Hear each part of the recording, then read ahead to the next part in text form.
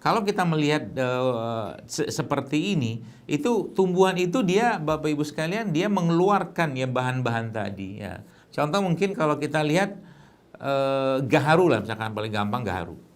Gaharu itu kan salah satu pohon ya, pohon yang disebutkan sebagai salah satu pohonnya di surga.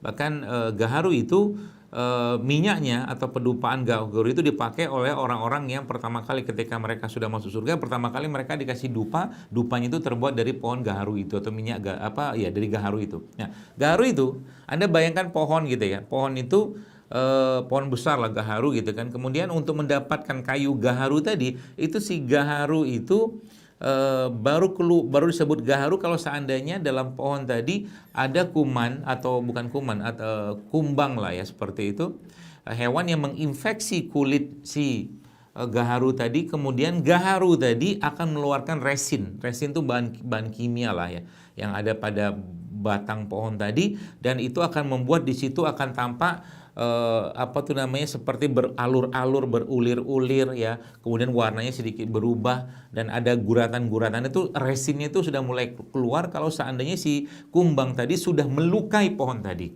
Nah, situ pelajarannya. Nah, jadi sebenarnya kalau kita bahasakan ya, ini mungkin secara umum saja.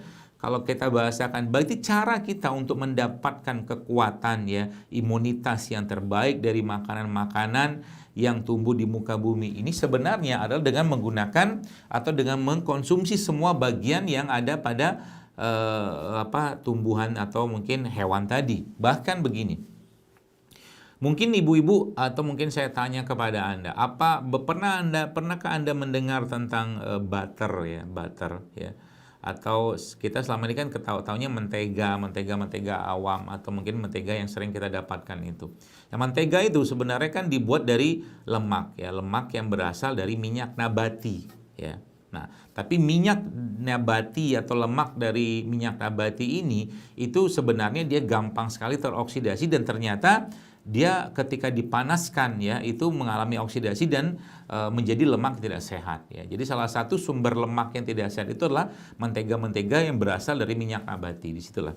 Nah, kemudian ternyata justru malah para ahli ya nutrisi itu menyebutkan bahwa ternyata lemak-lemak hewan itu ya yang berasal atau mungkin kita sebutnya butter gitu kan, itu ternyata memiliki efek yang sangat luar biasa ya, katakanlah dalam menguatkan tubuh kita ya. Artinya apa? Hewan itu lemaknya itu juga jangan dibuang gitu kan, baik lemak yang hewan darat ataupun lemak hewan laut ya. Bahkan hewan laut contohnya apa ya, omega 3 mungkin kita sering dengar itu ya. Jadi bahkan ternyata kolagen itu ternyata juga banyak sekali terdapat pada apa coba? Banyak ibu-ibu yang mungkin ibu-ibu sih ya, banyak kaum wanita lah secara umum yang mereka itu sangat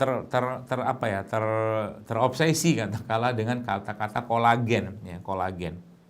Kolagen itu kan satu jenis bahan yang punya sifat dia imunitas iya, dia mengencangkan kulit iya, dia meremajakan sel juga iya. Dan ternyata itu di hewan saja, ibu-ibu sekalian ya, bapak ibu sekalian, itu ternyata kandungan kolagen yang tertinggi pada hewan itu letaknya salah satunya ada pada sisik kalau ikan. Dan ternyata kalau pada hewan darat itu letaknya ada pada kulit. Masya Allah kan ya. Seperti itu. Jadi kalau makan ikan itu seorang ahli di Jepang itu menyebutkan ya makan semuanya kata dia. Jadi sisiknya jangan dibuang. Ya mungkin kalau kita mungkin di presto kali ya.